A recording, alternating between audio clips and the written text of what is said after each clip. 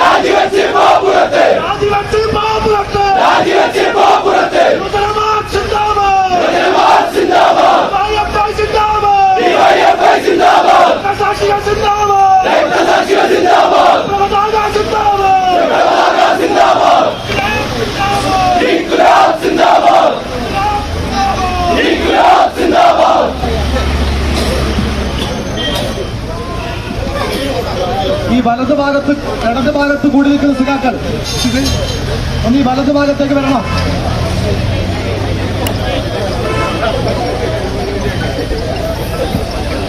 പ്രിയപ്പെട്ട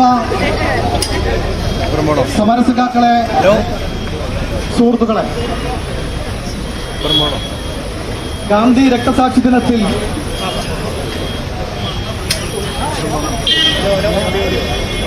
ഗാന്ധിയുടെ കൊലപാതകിയായിട്ടുള്ള ഗാന്ധിയെ വെടിവെച്ചു കൊന്ന നാഥുറാം വിനായക് ഗോഡ്സെ അഭിമാനമെന്ന് ഫേസ്ബുക്കിൽ കമന്റിട്ട കോഴിക്കോട് NIT പ്രൊഫസർ ഷൈജ ആണ്ടവനെ NITയിൽ നിന്ന് പുറത്താക്കണമെന്നാവശ്യപ്പെട്ട് ഡിവൈഎഫ്ഐ നടത്തുന്ന പ്രതിഷേധ സമരമാണ് കാണുന്നത്. NITക്ക് മുമ്പിൽ ഡിവൈഎഫ്ഐയുടെ പ്രതിഷേധം നടക്കുന്നു. പ്രതിഷേധം ഉദ്ഘാടനം ചെയ്യുകയാണ്. വലിയ സംഘർഷത്തിലേക്ക് കടക്കാമായിരുന്ന പ്രതിഷേധമാണ് പോലീസിന്റെ ഇടപെടൽ ഇപ്പോൾ നിർത്തിയിരിക്കുന്നത്. അവിടെ സംസാരിക്കുകയാണ് ഡിവൈഎഫ്ഐ നേതാക്കൾ. അനീഷ് കുമാർ ചേരുന്നുണ്ട്. അനീഷ്, വലിയ പ്രതിഷേധത്തിലേക്ക് വിവിധ വിദ്യാർത്ഥി സംഘടനകൾ ഉൾപ്പെടെ കടക്കുന്നു. ഇന്നിപ്പോഴത്തെ ഡിവൈഎഫ്ഐ വലിയ പ്രതിഷേധവുമായി NITക്ക് മുമ്പിലേക്ക് എത്തുന്നു. എന്താണ് സ്ഥലത്ത് നടക്കുന്നത്? വിവരങ്ങൾ. ഇന്ത്യയിൽ വളർന്നു വന്ന ആ വ്യത്യസ്തമായ ധാരകളെ ധന്യ കഴിഞ്ഞ ഏതാനും ദിവസങ്ങളായി തന്നെ NIT ക്യാമ്പസിന് മുൻവശം ഒരു പ്രതിഷേധ രംഗമായി അല്ലെങ്കിൽ പ്രതിഷേധ വേദിയായി മാറിയിരിക്കുന്നു.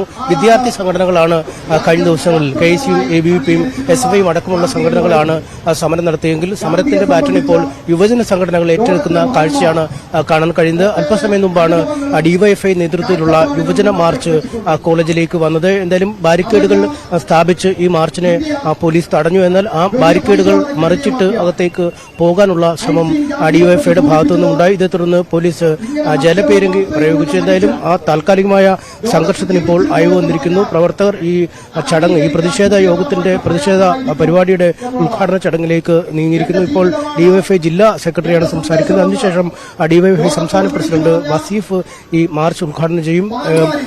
ഗോഡ്സെയുടെ അടക്കമുള്ള കോലങ്ങൾ വഹിച്ചുകൊണ്ടാണ് ആ പ്രതിഷേധക്കാർ ഇവിടേക്ക് എത്തിയത്. അല്പസമയത്തിനകം ആ കോലം കത്തിച്ച് പ്രതിഷേധം നടത്തുമെന്നാണ് നമുക്ക് അറിയാൻ കഴിയുന്നത്. അല്പസമയത്തിന് ശേഷം ഈ മാർച്ച് കഴിഞ്ഞ് അല്പസമയം കഴിയുമ്പോൾ യൂത്ത് കോൺഗ്രസ് ജില്ലാ കമ്മിറ്റി സംഘടിപ്പിച്ചിരിക്കുന്ന മാർച്ചും ഇവിടേക്ക് വരുന്നുണ്ട്. അതിനുശേഷം യൂത്ത് ലീഗ് പ്രവർത്തകരും ഈ ക്യാമ്പസിന്റെ മുൻവശത്തേക്ക് മാർച്ച് സംഘടിപ്പിച്ചിരിക്കുന്നു. എന്തായാലും ഈ ഷൈജ ആണ്ടവനെ പുറത്താക്കണം, അല്ലെങ്കിൽ അവർ രാജി സമർപ്പിച്ച് പുറത്തേക്ക് പോകണം എന്ന ആവശ്യമാണ് ഈ ഡിവൈഎഫ്ഐ പ്രവർത്തകർ മുന്നോട്ട് വച്ചിരിക്കുന്നത്. ഒരു വശത്ത് ഈ പോലീസിന്റെ അന്വേഷണം പുരോഗമിക്കുമ്പോഴും സ്ഥാപനം അവർക്കെതിരെ ഉചിതമായ നടപടിയെടുക്കുന്നില്ല എന്ന ആക്ഷേപമാണ് ഡിവൈഎഫ്ഐ അടക്കമുള്ള സംഘടനകൾ മുന്നോട്ട് വെച്ചിരിക്കുന്നത്.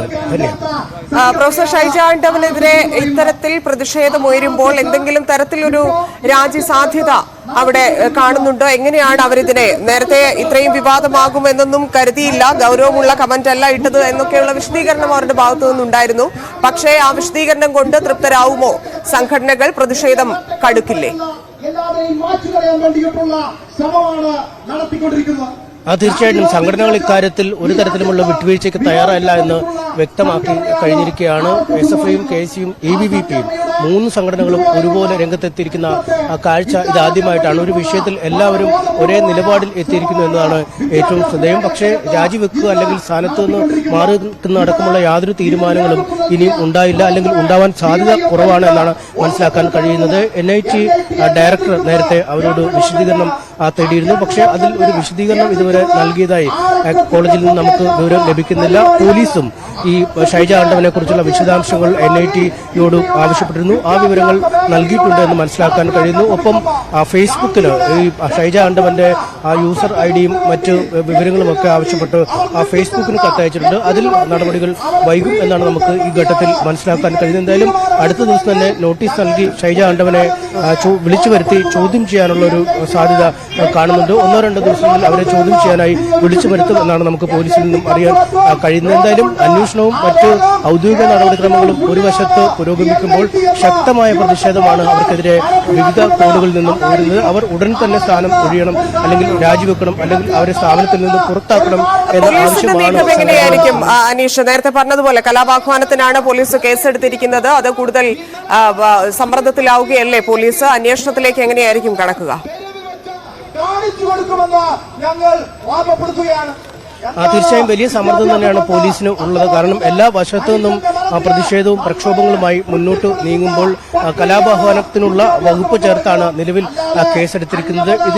അവർ ഈ പോസ്റ്റ് ഡിലീറ്റ് ചെയ്തിരുന്നു. ഈ വിമർശനങ്ങൾ ഉയർന്നതിനെ തുടർന്ന് ഈ പോസ്റ്റിൽ നടത്തിയ കമന്റ് ഡിലീറ്റ് ചെയ്തിരുന്നു. പിന്നീട് സ്ക്രീൻഷോട്ടുകളായും മറ്റ് ആളുകൾ എടുത്തുവച്ച രേഖകളാണ് ഇപ്പോൾ പോലീസിന് ലഭിച്ചിരിക്കുന്നത്. അതുകൊണ്ട് തന്നെ ഇതിന്റെ യഥാർത്ഥ ലിങ്ക് അല്ലെങ്കിൽ എന്താണ് ചെയ്തതെന്ന് ഔദ്യോഗികമായി തന്നെ ഫേസ്ബുക്കിൽ നിന്നും ലഭിക്കേണ്ടതുണ്ട്. ഇതിനുശേഷമാവും ഇത് സംബന്ധിച്ച മറ്റു കാര്യങ്ങളിലേക്ക് കടക്കുക. ഒപ്പം നേരത്തെ ഇവിടെ ഒരു വിദ്യാർത്ഥി സമരം നടന്നിരുന്നു.